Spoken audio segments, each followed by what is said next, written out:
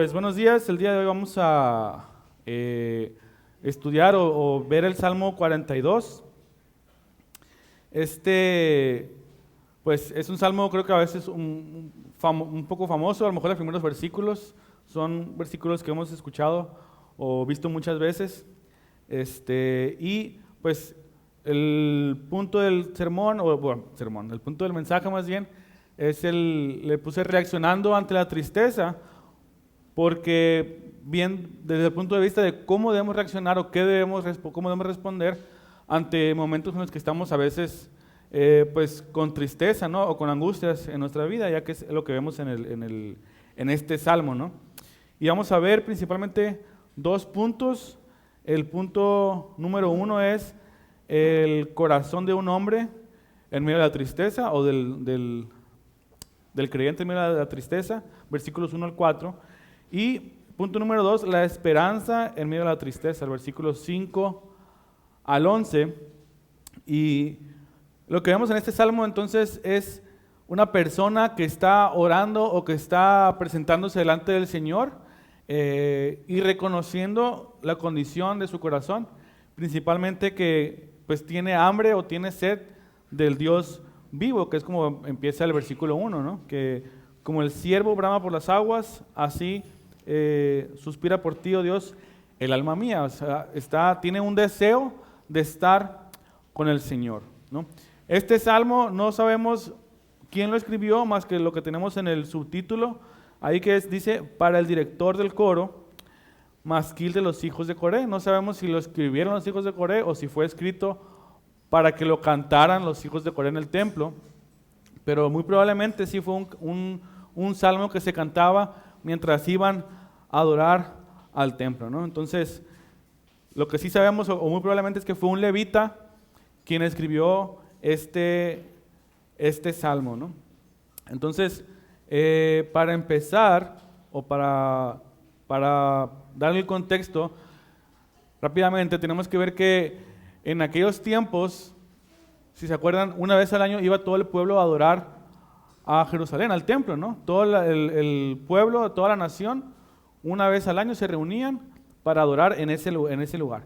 Entonces, muy probablemente esta persona que escribió este salmo, pues por alguna razón ya no podía acceder al templo, ya no podía ir a este lugar, y de aquí que viene el tiempo en el que tiene esta pues tristeza o depresión porque no podía ir a adorar al Señor. Entonces, es en este contexto que se presenta la sed o el querer estar con el Señor, el deseo de estar con el Señor.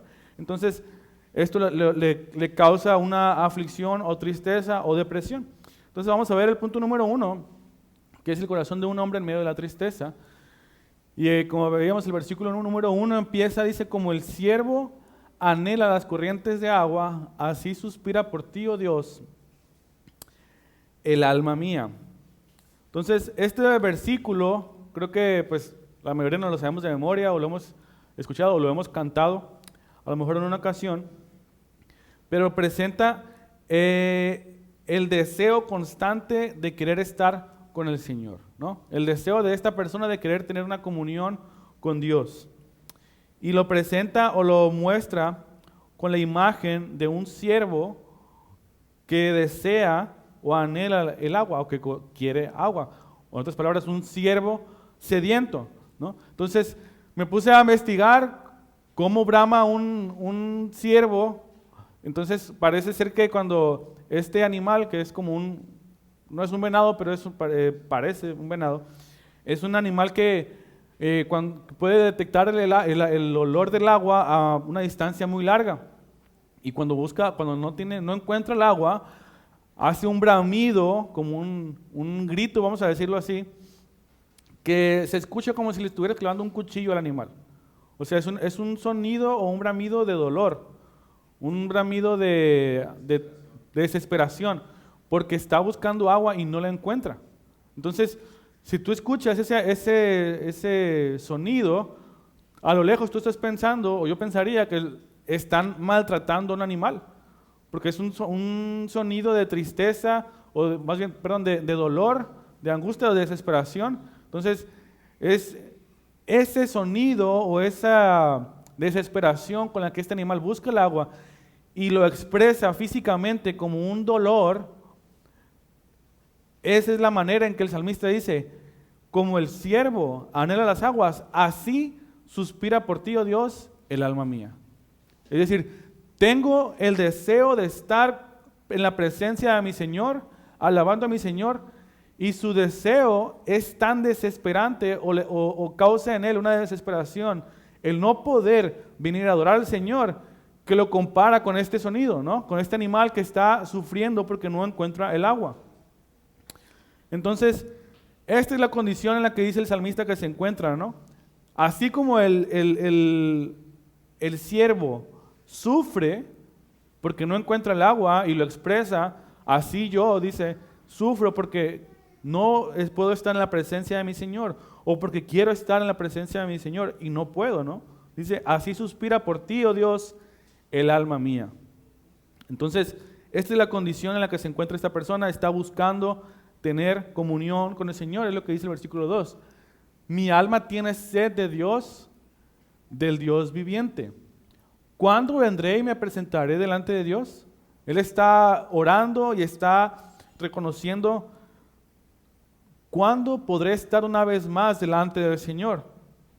Y eso lo sabemos porque más adelante así lo expresa, ¿no? Pero dice, mi alma tiene sed de Dios, del Dios viviente. Y esta imagen, pues creo que, o este ejemplo, creo que nos puede dar una imagen que todos entendemos, ¿no? Esta persona que está buscando a Dios, así como el animal busca el agua, dice, mi alma tiene sed de Dios, del Dios viviente. Tiene un deseo tanto que busca al Señor.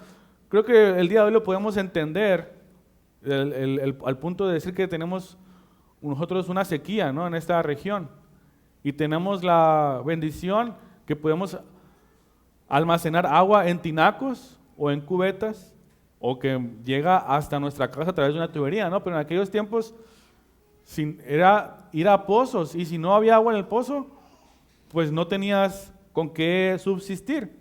Entonces esta persona dice que tiene sed del Dios, pero del Dios vivo, ¿no? Y hace como un lamento, ¿hasta cuándo vendré y me presentaré delante del Señor? Este es un verdadero creyente, una persona que ha tenido una relación con el Señor y en este momento experimenta una separación. Por eso dice, tengo sed del Dios vivo. Lo que nos lleva al versículo 3.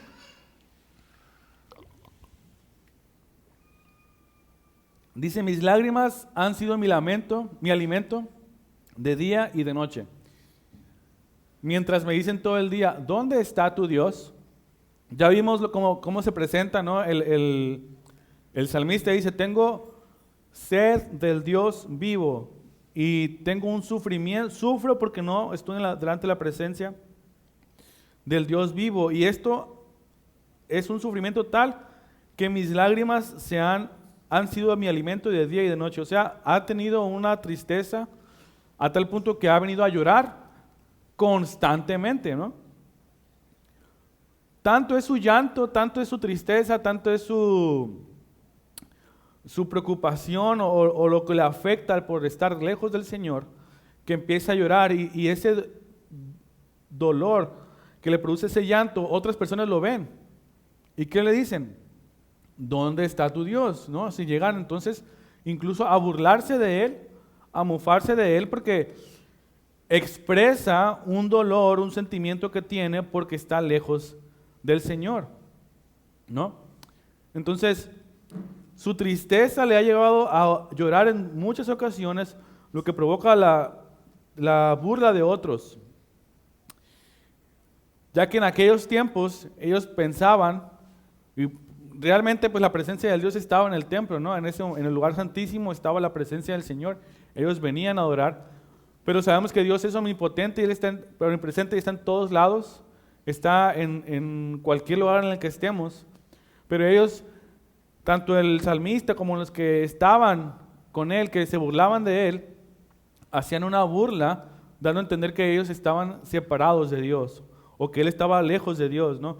Y pensaban que la presencia de Dios o que Dios solamente estaba en el templo, por eso le injuriaban y le decían, ¿dónde está tu Dios? Era una burla, ¿no? Como decir, ¿estás lejos del templo? ¿No estás con el Señor? Y le preguntan, ¿dónde está? De una manera como para afligirlo aún más. Si saben que él está triste porque está lejos del Señor, una manera para afligirlo todavía más o para que haya en él un pesar más grande, vamos a decir, con una malicia, le dicen, ¿dónde está tu Dios? Sabiendo que estaba lejos, ¿no? Que estaba la presencia de Dios en el templo, en el lugar santísimo. Entonces dice aquí, versículo 4, me acuerdo de estas cosas y derramo mi alma dentro de mí, de cómo iba yo con la multitud y los guiaba hasta la casa de Dios, con voz de alegría y con acción de gracias, con la muchedumbre en fiesta. Esto nos da a entender que el salmista o este levita, pues era una de las personas que guiaban al pueblo al templo, ¿no? Como les había comentado ahorita, una vez al año toda la nación se reunía para adorar en el templo y en este tipo de peregrinación, pues el pueblo no iba callado, ni iba nada más como de viaje. Y era un momento en el que cantaban salmos y se preparaban para alabar al Señor. Entonces ellos eran guiados por los levitas con distintos cantos y salmos. Entonces dice aquí que yo era una de estas, me acuerdo y derramó mi alma dentro de mí porque yo iba con la multitud y los guiaba hasta la casa de Dios con alegría y acción de gracias, con la muchedumbre en fiesta, ¿no? Entonces, dicen algunos teólogos que muy probablemente este salmo fue escrito en el tiempo en el que la nación se dividió en dos, en las tribus del norte y las tribus del sur, y que muy probablemente esta persona había quedado en las tribus del norte, y si recuerdan un poco la historia, este rey, creo Jeroboam, había designado 2 ciudades para adorar, para que ellos no tuvieran que ir hasta Jerusalén. Entonces, dice que muy probablemente esta persona era de las que guiaban, era un levita que guiaba al pueblo al templo, y aunque el rey había dicho, no podían ir a Jerusalén, van a adorar acá, él sabía que eso no era legítimo, que eso no era el lugar en el que realmente se adoraba al Señor, que la presencia de Dios él estaba en el lugar santísimo. Entonces, por eso no podía ir a este lugar y muy probablemente por eso tenía esta condición de tristeza y recordaba cuando antes iba con el pueblo de Dios hacia la casa de Dios, adorando, cantando con todo el pueblo, ¿no?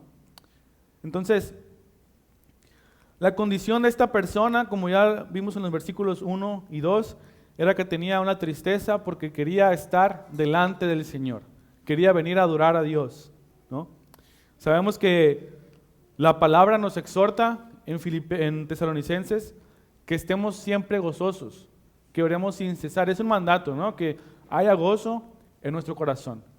Pero ¿es posible entonces que haya tristeza en nuestra vida? La condición de este hombre era que tenía una sequía espiritual. ¿Y es válido a veces pasar por esas situaciones? ¿O podemos llegar a pasar por ello? Sí, sí podemos llegar a pasar por estas situaciones o por estas circunstancias que nos pueden poner en una sequía espiritual o en un momento de tristeza, ¿no? Pero ¿a qué debe guiarnos esta condición? O el decir, si tengo una tristeza en mi corazón. Y es importante reconocer o identificar que la condición de esta persona era porque estaba lejos del Señor, no por un pecado personal de él, ¿no? Muchas veces podemos estar en tristeza o en una sequía espiritual por un pecado en el que nos apartamos del Señor, ¿no? Y esa es una tristeza, pero es una situación diferente, porque en 2 Corintios dice el apóstol Pablo que la tristeza que es conforme a la voluntad de Dios produce un arrepentimiento, pero la tristeza del mundo produce a la muerte. Entonces, hay una condición, una situación diferente de esta persona que no es la de una persona que ha pecado y que por lo tanto está lejos del Señor. Este momento es una situación ajena a Él, ¿no? Pero cuando entonces estamos por una sequía espiritual que no es provocada por un pecado o por algo que tengamos que arrepentirnos, ¿a qué debe guiarnos este momento de sequía espiritual? ¿A qué creen que debe guiarnos? A clamar al Señor o a buscar al Señor, ¿no? La respuesta correcta de esta persona fue decir, tengo sed del Dios viviente, ¿no? La situación de él era una situación específica, pero la sequía espiritual, entonces, debe llevarnos a buscar al Señor. Ahora, ¿qué cosas pueden llevarnos a experimentar una sequía espiritual en nuestra vida?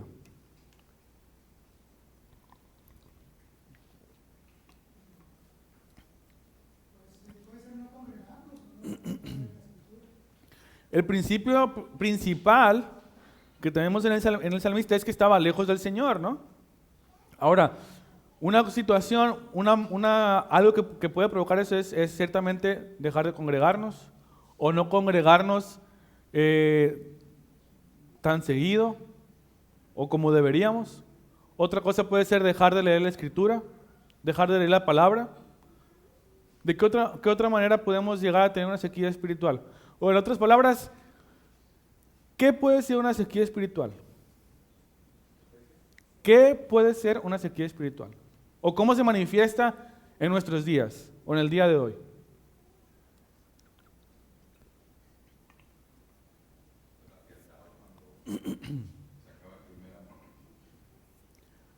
Puede manifestarse de esa manera, ¿no? Pero la condición realmente espiritual de una sequía espiritual es exactamente no tener una comunión con el Señor. No tener una comunión con Dios es una sequía espiritual. O también cuando, por ejemplo, en pandemia, que deseas a veces estar alabando al Señor en la congregación y no se puede. Entonces estás aparte y no es lo mismo. Ese fue puede ser un motivo de una sequía espiritual, de estar lejos, de no tener la bendición de congregarnos, pero al final de cuentas la relación que tenemos con el Señor siempre va a ser personal. Entonces sí puede ser una manera en que puede guiarnos o que puede desembocar en una sequía espiritual, pero la principal motivo es estar lejos del Señor, no tener una comunión con el Señor. Y sí, en pandemia muchas personas pues dejaron de congregarse y muchos se apartaron, ¿no? Fue algo que guió o que terminó en ese punto, pero principalmente una sequía espiritual es no tener una comunión con el Señor. Entonces, como veíamos, ¿qué puede guiarnos a eso? Pues sí, dejar de congregarnos, dejar de leer la Escritura. ¿Qué más? ¿Qué más puede guiarnos a una sequía espiritual? También pudiera ser una prueba muy fuerte que cuando el paciente llega a la prueba, a lo mejor aleja un poco esto, ¿no? Una prueba puede probar, valga la redundancia, la relación que tengamos con el Señor, y si no estamos afianzados al Señor, podemos de apartarnos, ¿no? Si no estamos en una relación fuerte con el Señor. Yo creo que incluso puede estar aquí en la iglesia, puede hasta abrir su Biblia todos los días y leer, y aún así estar en sequía espiritual, porque como comentó ahorita el pastor Antonio, la frialdad es muy sutil y uno puede ser, pues puede tener la costumbre de hacer muchas cosas, la religiosidad de hacer cosas, y aún así no tener una relación con Dios. Pues la prueba más notoria es Judas, hizo todo lo que tenía que hacer como apóstol y estaba en sequía espiritual, ni siquiera era creyente. Ese es otro aspecto, ¿no? Que también el poder estar en religiosidad o el venir a la iglesia y hacer las cosas en automático puede llevarnos a una sequía espiritual, porque podemos estar confiados y decir, pues me congrego todos los domingos, vengo a la oración los miércoles, vengo a los estudios que hay a los que pueda asistir, y pensamos que eso es una comunión con el Señor, o tenemos una buena relación con el Señor, pero no estamos teniendo una comunión personal en lo privado con el Señor. Entonces eso también puede guiarnos o puede desembocarnos en una sequía espiritual. Entonces, La hermana Marta primero. Pienso yo que el perseverar en la resistencia o en la rebeldía o en la desobediencia a la palabra de Dios nos puede llevar al alejamiento del Señor por la situación en la que estamos y puede venir esa sequía espiritual. Pues pudiera ser cuando somos exhortados con la palabra, cuando somos enseñados con la palabra e ignoramos el mandato del Señor, puede crear en nosotros una religiosidad y puede llevarnos también a una sequía, ¿no? O sea, Es que a mí me llama la atención los primeros versículos, cuando dice que él tiene sed. Se puede considerar también eso como una bendición porque él no está muerto del todo, porque tiene sed de Dios. Y todavía le preguntan a los inconversos, ¿dónde está tu Dios? Entonces, el tener esa sed de Dios indica, hasta cierto punto creo que está vivo, que tiene un deseo de estar con el Señor. Entonces, no es un muerto espiritual, puede ser una sequía momentánea, como dice, puede ser que no sea por un pecado personal, pero sí contribuye que no te congregues, que no se hagan las cosas de manera personal, porque ya vimos que es un punto importante, pero sí hasta ahí yo considero que también es una bendición tener esa sequía, porque no está mal, tiene ese deseo, y es un buen principio. Pienso yo que podría ser un buen principio que puedes hacer. sí, esa es la pregunta a la que iba ahora a lo que quería inclinar en la conversación, es ¿qué debe provocar en nosotros una sequía espiritual? Obviamente, claro, estamos hablando de un verdadero creyente, ¿no? Un verdadero creyente puede pasar por una sequía espiritual provocado por una falta de él de disciplina, de tener una comunión con el Señor, o por una prueba que esté pasando en su vida. Pero sea cual sea el motivo, cuando estemos dentro de un periodo de una sequía espiritual, ¿a qué debe llevarnos eso? Pues el salmista es un ejemplo de lo que debería provocar nosotros, ¿no? Porque él dice, tengo sed del Dios vivo, así como el siervo brama por las aguas, así también yo clamo por ti, oh el Señor, ¿no? Mi alma suspira por ti, oh Dios. Entonces, el punto es ese, ¿qué debe provocar en nosotros? Un deseo por el Señor, ¿no? Debe provocar si estoy lejos, si estoy apartado del Señor, pues buscar a Dios. Así como en tiempos de sequía buscamos el agua, en tiempo de una sequía espiritual buscamos al Señor y esa comunión con Dios. Entonces, el punto es que debemos experimentar o debería provocar en nosotros, si somos creyentes verdaderos, o el responder de esta manera, pues eso es algo positivo, porque debe llevarnos a buscar al Señor, una relación más firme con el Señor, o un deseo intenso de buscar al Señor. Ahora sí, entonces de recuperar esa relación que estaba rota o que había mermado, que había decaído, ¿no? Entonces, esta es una respuesta correcta de parte del salmista y es un ejemplo que nos lleva a nosotros. Y es lo que, en cierta manera, también es el propósito de la sequía en un verdadero creyente. Si estamos en un periodo bajo, a lo mejor, de nuestra comunión con el Señor, esto debe provocar que recuperemos esa relación con el Señor y que deseemos estar realmente con Él, ¿no? Entonces, este es el punto, es lo que nos lleva al punto número 2. Si no tienen otro comentario, hermanos, respecto a esto. El punto número 2 es que la esperanza en medio de la tristeza. O sea, en medio de este tiempo de tribulación o de sequía, vemos cómo tenemos la esperanza de regresar al Señor y el salmista como que de una manera se regaña a sí mismo, ¿no? O reacciona de decir, estoy en esta sequía espiritual y tengo un deseo de estar con el Señor. Los demás se burlan de mí porque estoy lejos de Dios. Pero dice, ¿por qué te desesperas, oh alma mía? ¿Y por qué te turbas dentro de mí? Espera en Dios, pues he de alabarlo otra vez por la salvación de su presencia. O sea, esta persona estaba consciente de que aunque estaba lejos realmente no estaba separado del Señor, porque el Señor está en todos lados, ¿no? Pero él dice, ¿por qué te desesperas, oh alma mía? ¿Por qué te turbas dentro de mí? Es como decir, es como inspeccionarse a sí mismo y decir, ok, está pasando esto, pero como vamos a calmarnos tantito, ¿no? Y vamos a ver, a recordar y esperar en el Señor, porque otra vez he de alabarlo. Un día voy a estar otra vez en esta comunión con el Señor. Y esa es su esperanza, o ese es su deleite, porque un día va a regresar a tener esa comunión con el Señor. A lo mejor no físicamente, pero sí sabe que está en esta comunión que lo va a llevar a estar delante del Señor, ¿no? Dice el versículo 6, Dios mío, mi alma está en mí deprimida, por eso me acuerdo de ti desde la tierra del Jordán y desde las cumbres del Hermón, desde el monte de Mizar.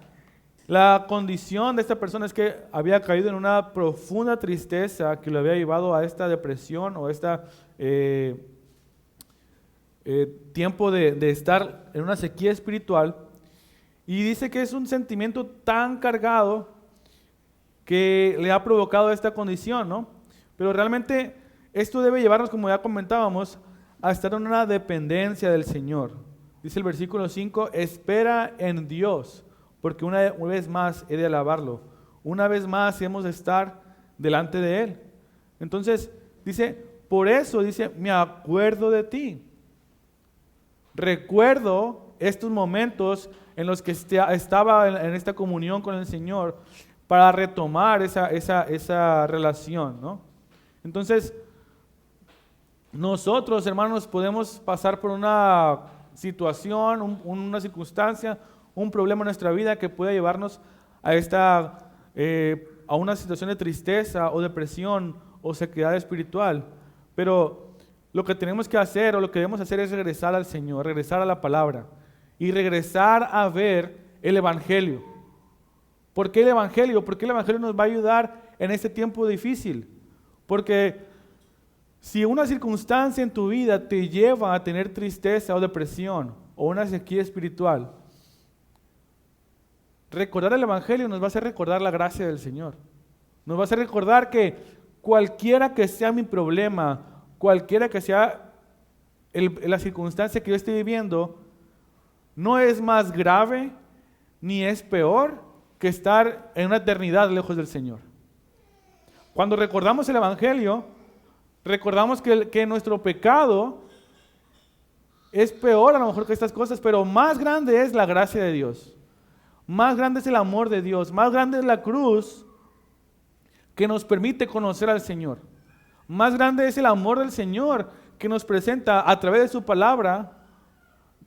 Más grande es la comunión que podemos tener con el Señor a través de la palabra y la oración, que todas estas cosas que nos pueden llevar a estar tristes. Y sí, a lo mejor es válido a lo mejor estar en esta condición de tristeza, pero cuando recordamos el Evangelio, debe venir un pequeño luz de gozo, porque sabemos que Dios nos ha mostrado su amor a pesar de nuestro pecado, a pesar de nuestra maldad.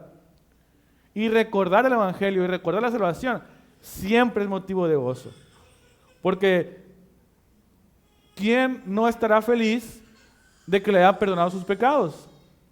¿O quién no está contento de decir, tengo paz para con Dios? Recordar el Evangelio en tiempos de tristeza o de sequía espiritual siempre va a ser un alivio para el corazón triste o cansado. Y entonces este es el ejemplo que vemos aquí en el salmista. Dice, ¿por qué te desesperas o por qué te abates? Espera en el Señor, porque una vez más hemos de adorarlo por su salvación, dice aquí. Por eso dice, mi alma está deprimida, pero por eso me acuerdo de ti. De cualquier lugar en el que esté, voy a recordar una vez más la salvación del Señor. Y eso nos va a ayudar a calmar esta tristeza o esta sequía, ¿no?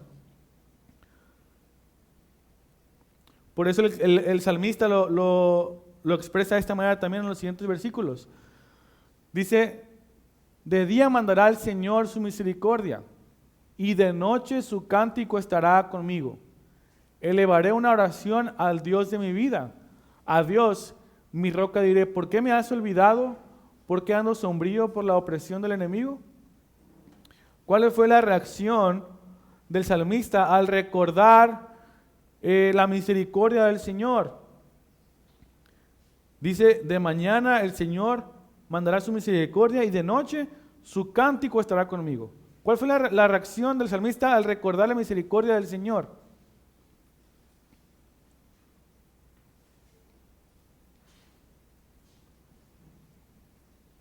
De acuerdo a este versículo, de mañana el Señor mandará su misericordia y de noche su cántico estará conmigo. Empezó a confiar de nuevo, empezó a tener confianza otra vez en quién es Dios. Una confianza que le llevó a ¿qué?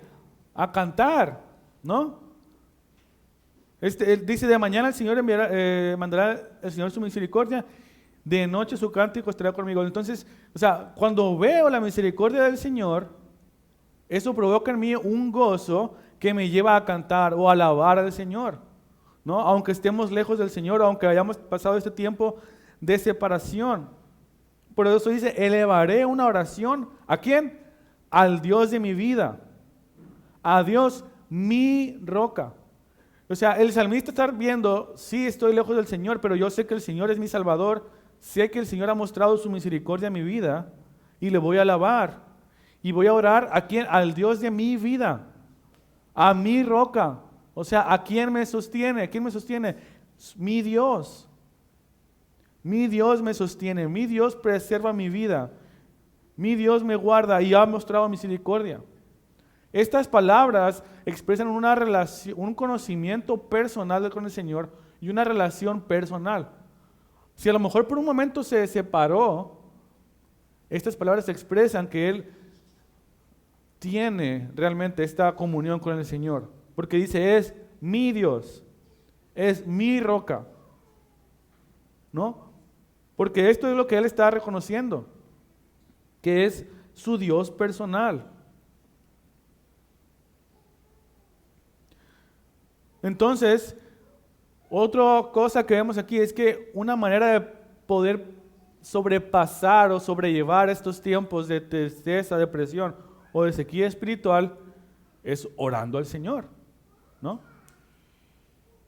Reconociendo el Evangelio, reconociendo su amor, su misericordia, prestando alabanza al Señor y orando, ¿no? Estas palabras reflejan realmente que aunque podemos llegar a sentirnos solos, en este tiempo de depresión o tristeza o sequía, puede haber un momento en los que nos podemos sentir solos y decimos, no hay nadie más, ¿no? que entienda o que me acompañe o que me ayude o que me alivie. Y es lo que nuestro pecado nos puede llegar a hacer pensar en estos tiempos de soledad. No hay nadie que esté conmigo. Pero cuando venimos al Señor y el Señor nos muestra su misericordia, decimos, bueno, no hay nadie a lo mejor que no es verdad, es nuestro pecado llevándonos a pensar eso. Pero en mi última instancia, ¿a quién puedo recurrir entonces? Pues al Señor.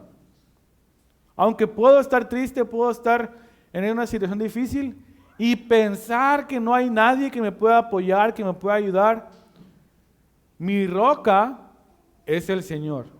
Y eso es lo que el salmista está diciendo, ¿no? Elevaré entonces a una oración a mi Dios, a mi roca diré, ¿por qué me has olvidado?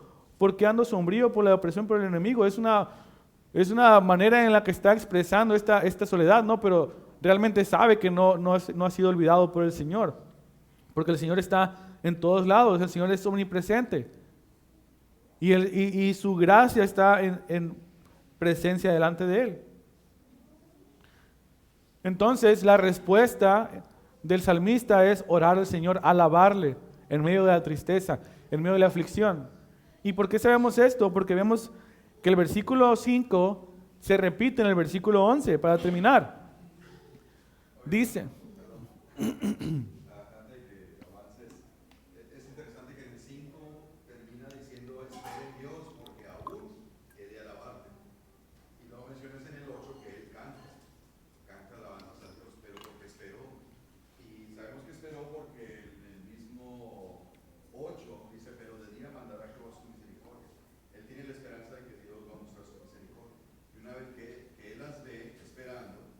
agradecimiento con cántico, ¿no?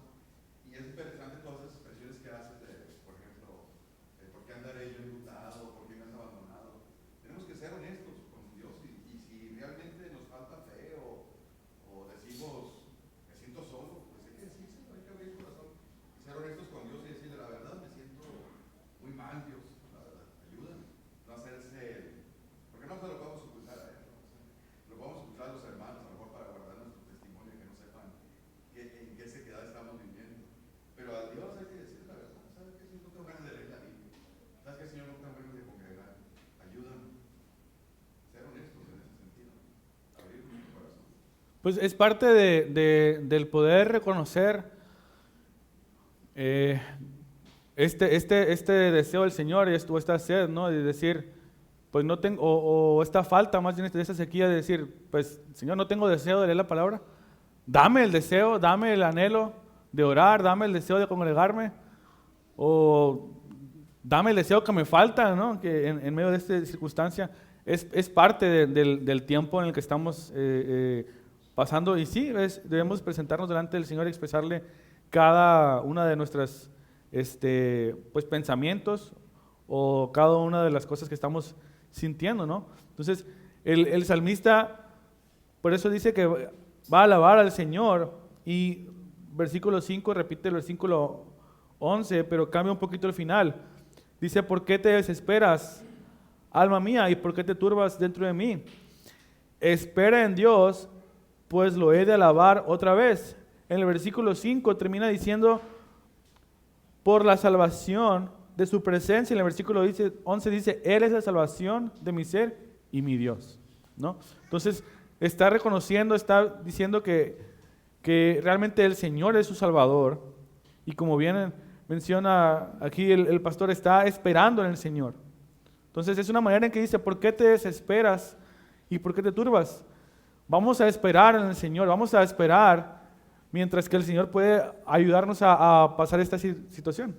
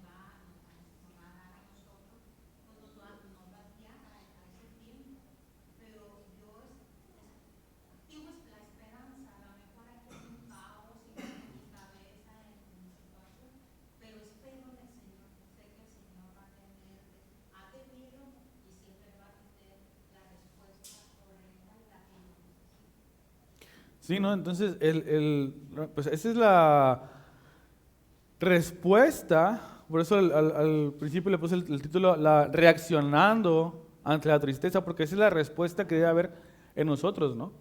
Que hay una esperanza de parte del Señor y realmente también es a lo que íbamos ahorita a ver en el estudio, y es que si recordamos Romanos 8:28, que dice que a los que aman al Señor todas las cosas son para nuestro bien. Entonces, si estamos pasando por ese tiempo de prueba o de aflicción o de sequía espiritual o de depresión, son cosas que el Señor está usando para nuestro bien. ¿Para qué? Para que vengamos a Él, a lo mejor para eso, aprender a esperar, ¿no? Aprender a depender del Señor. A veces queremos que las cosas se solucionen de manera rápida o automática, pero lo que el salmista nos lleva en estos versículos dice, espera en Dios. espera en Él, porque aún he de alabarle, aún he de cantarle, ¿no? Entonces, cuando vemos estas cosas, primero que nada tenemos que aprender a esperar al Señor y a esperar a sus tiempos, sabiendo que en su soberanía, en su providencia, todas las cosas nos van a llevar a ser mejor, para alabarle mejor, para adorarle mejor y un día estar perfectos a la imagen de Él, para estar delante de Él y alabarle por la eternidad. Pero tenemos que aprender a esperar y aprender a decir, así como el salmista ora y dice, ¿por qué te desesperas, oh alma mía? Espera en el Señor. ¿O por qué te turbas?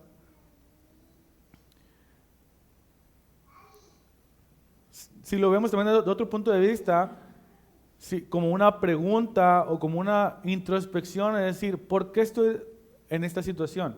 ¿No? ¿Por qué estoy en esta tristeza? ¿O por qué estoy en este sentir? No, pues porque el Señor ha permitido esto en mi vida o no ha permitido esta cosa en mi vida. Y decir, pues, si las cosas no pasan de esa manera como yo quiero, a lo mejor puedo caer en enojo o en tristeza, ¿no? Entonces, el llevar a meditar e inspeccionarnos y decir, ¿por qué estoy en esta situación? Sí, podemos decir, sí, Señor, no, a lo mejor reconozco, Señor, que no estoy como debería de ser y quiero que provocas en mí un deseo más de estar delante de tu presencia.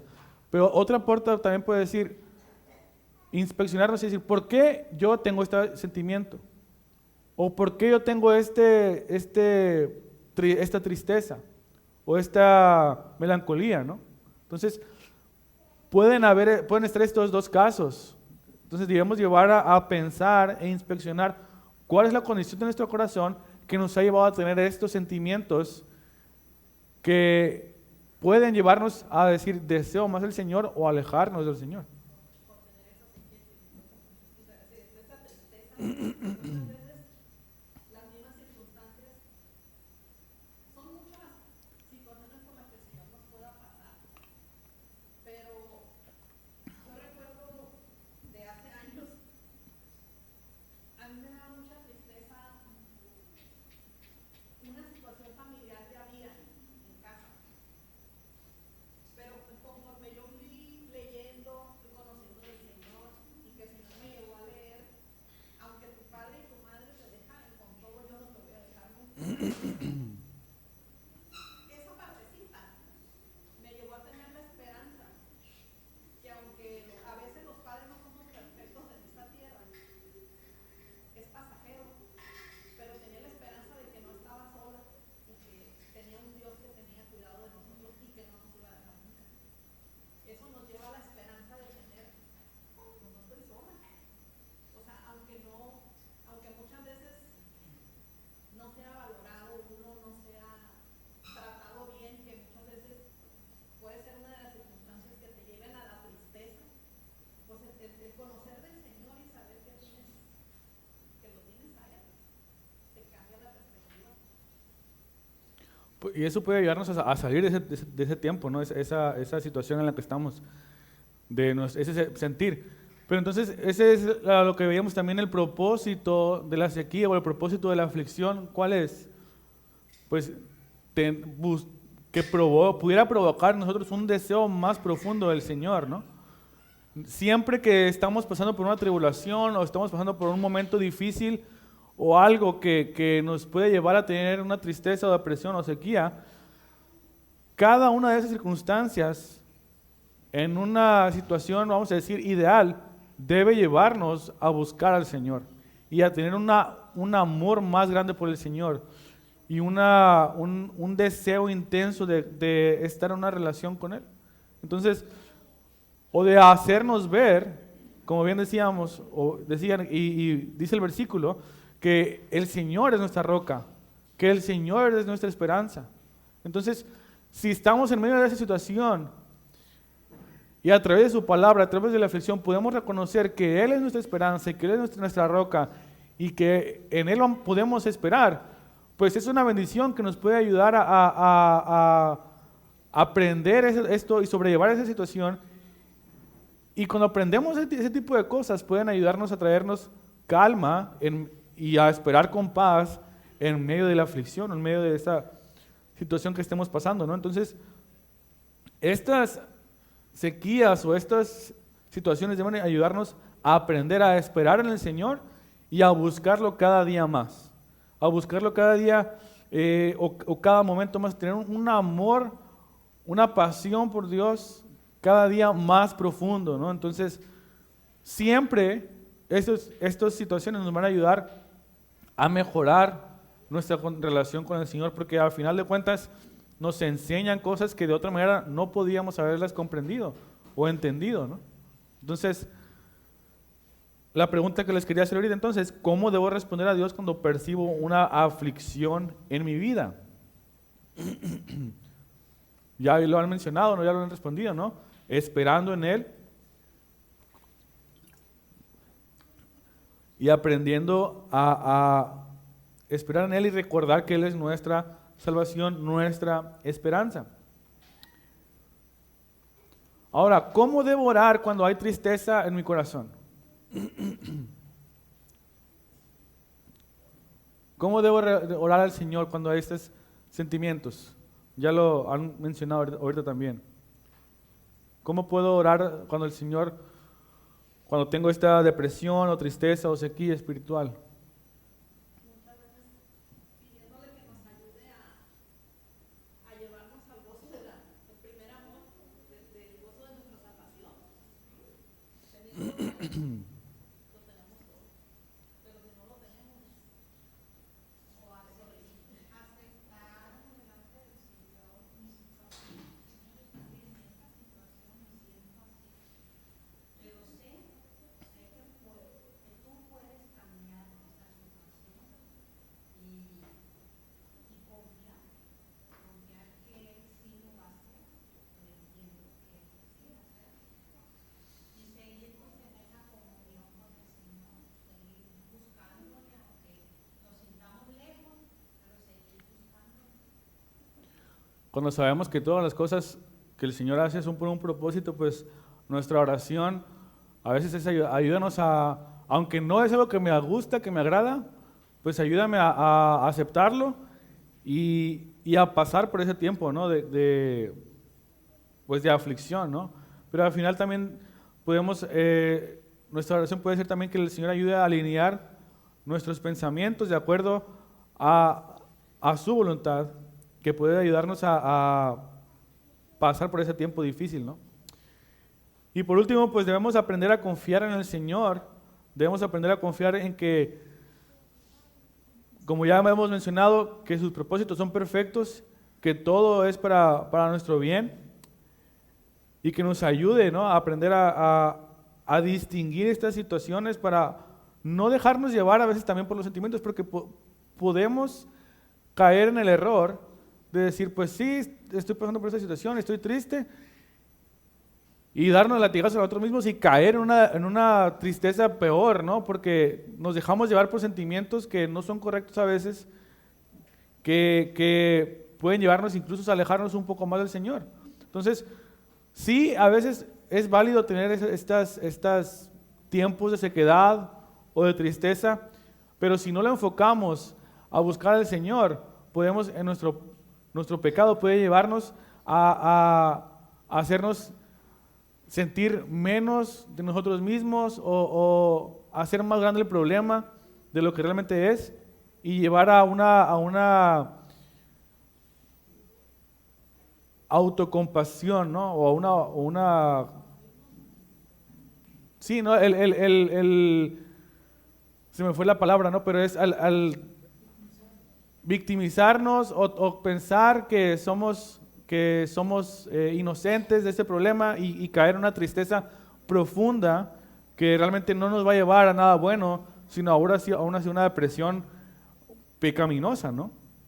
Entonces, debemos aprender a confiar en Él, que el Señor nos ayude a alinear nuestros pensamientos de acuerdo a su voluntad, y si realmente estamos en una situación por un pecado propio, pues debemos buscar arrepentirnos, ¿no? Arrepentirnos para que el Señor nos ayude a poder regresar a esta comunión que que debemos tener con Él en todo tiempo, ¿no? Entonces, ninguna situación realmente va a ser algo fácil de sobrellevar. Si estamos pasando por tiempos difíciles, podemos pasar por situaciones que nos pueden llevar a tener una depresión, pero nada nos debe llevar a alejarnos del Señor. Siempre debemos buscar estar en una comunión con el Señor cada día más y más, y aunque pasemos por tiempos difíciles, aprender a tener gozo en medio de ello, a tener paz en medio de ello, y como bien lo dice el salmista, ¿no? Termina, ¿por qué te desesperas, oh alma mía?